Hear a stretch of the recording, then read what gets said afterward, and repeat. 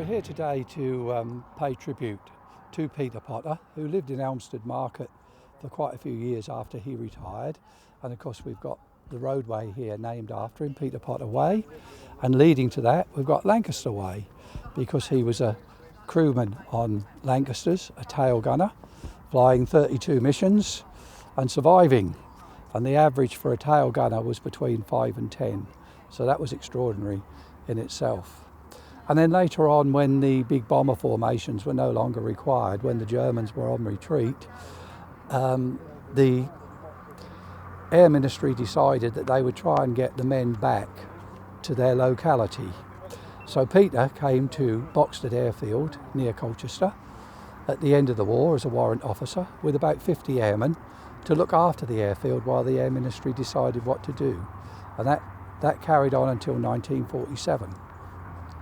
And then much later on, in the year 2004, we were getting ready for an open day on the airfield when the farmer had agreed to allow the public to come through onto the airfield to see the buildings that were left, etc. And we were having an open day.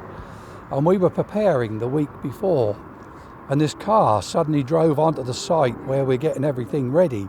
And this gentleman got out and he said, I understand there's going to be an event on here at the weekend. I said, yes, that's right. I said, we're having an open day. Oh, he said, I used to serve here in World War II.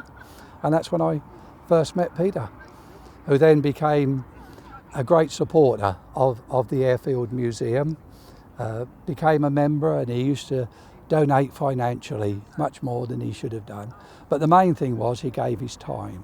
He'd come on as many open days as he possibly could, wearing his RAF tie, smart suit, all his medals, and he'd literally sit there for hours talking to the visitors and letting them look through his photo albums, etc., etc.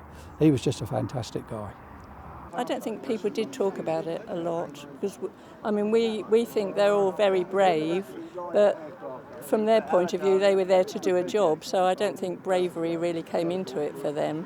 But, Dad was a rear gunner, as you know, and he did. One thing he did tell us was that his lying on his stomach in the back of the aircraft, that his eyelashes froze together, and he had to keep opening them to see what was happening. but that was it. And I remember his flying jacket hanging up in the cupboard under the stairs.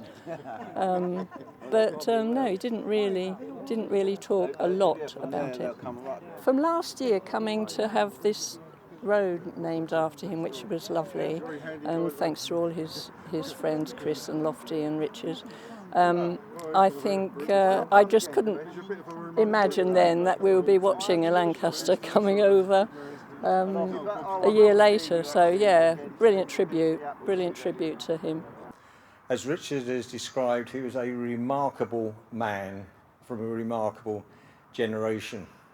And our thanks to the Hills Group for the wonderful board we have over there, giving the background to Peter. Got Lancaster Way and Peter Potter Way over there.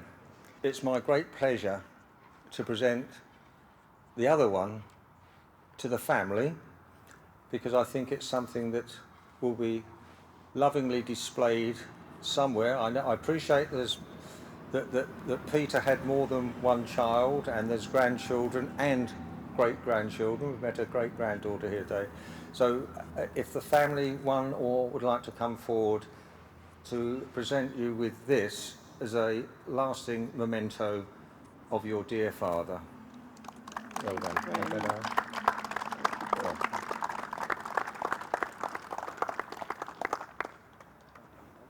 I'm his great-granddaughter.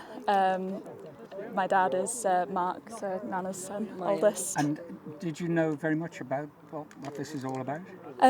So I remember learning about World War II and Lancaster bombers and stuff in primary school, and always being so proud of telling that my great-granddad was a rear gunner. Did he ever talk to you about his war experiences? Yeah, well, whenever we visited Colchester growing up, we would meet him, and he would always have stories to tell, whether it was about the war or kind of more recent times.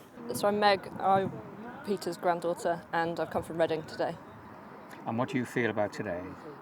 It's a very emotional event. It's great to see such an amazing turnout, and just really proud, and it's lovely to see and hear the very admirable words towards my granddad.